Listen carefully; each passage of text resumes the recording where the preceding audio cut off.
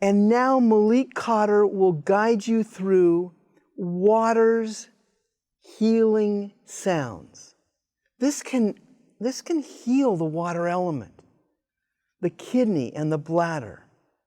So follow along as you take nice, slow, even, deep breaths.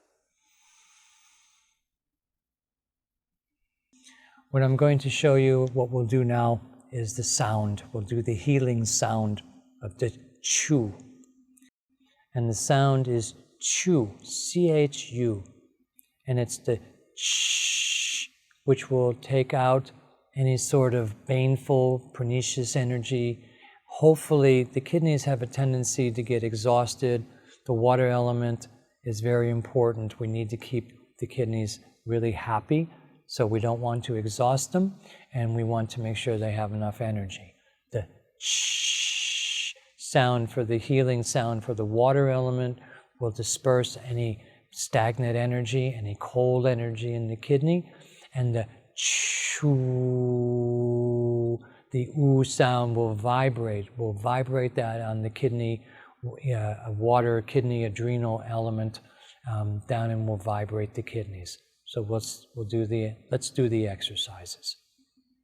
We're going to place our hands on our kidneys, palms. I'm putting the Lao Gong point, pericardium 8, right on the kidney adrenal area. So now we're going to vibrate into the kidney, and we're going to put energy into the kidneys with our hands simultaneously. So let's breathe in.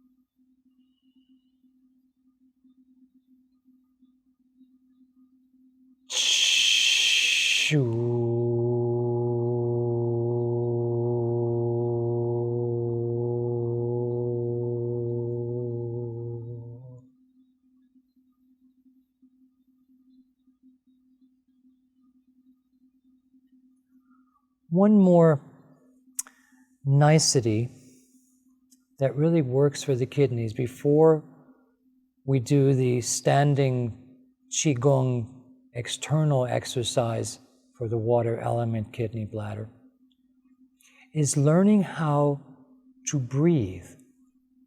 I mentioned in the metal element how most people are breathing in the upper part of the lung.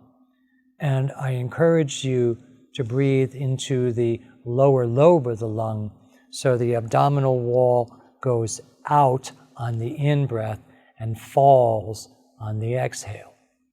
Now, if you're comfortable with that, if you feel you're good at breathing down deep, and I'll show you what it looks like.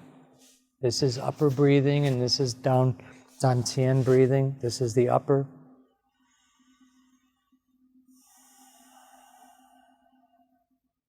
Again, this is what most people breathe like. You see my lower hand? Doesn't even move. And what I'm asking you to do, I'm asking you to breathe down into your lower abdominal area, filling up all the lobes of your lungs, down to the lower third lobe, and on the left, the second lobe, and it looks like this. Watch my lower hand.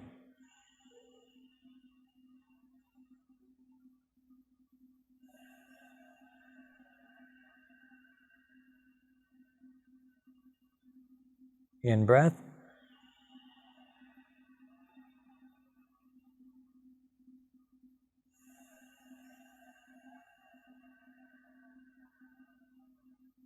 Now I'm going to keep my hands there, but I'm going to show you kidney breathing. And it's not something you can readily see because you can't see my kidneys respirating. However, what I'm going to do is on my in-breath, I'm going to reverse. I'm going to inhale, and my abdomen will go to my kidneys, and on my exhale, my abdomen will fill up and come forward.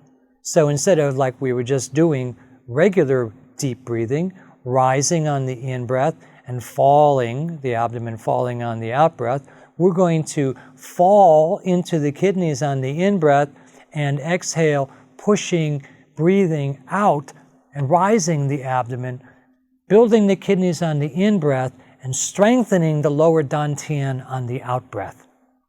Greater benefit to the breath practice. And this is what it looks like.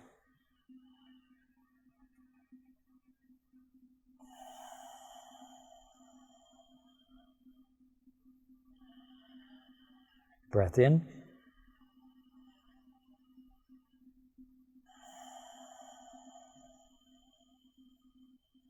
I'll do it once again.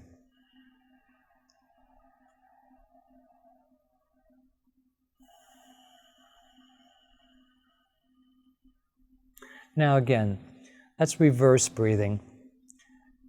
Let's just first master long, slow, deep breathing down to the belly. And if you're comfortable with that, let's start looking at back breathing, or reverse breathing as it's called.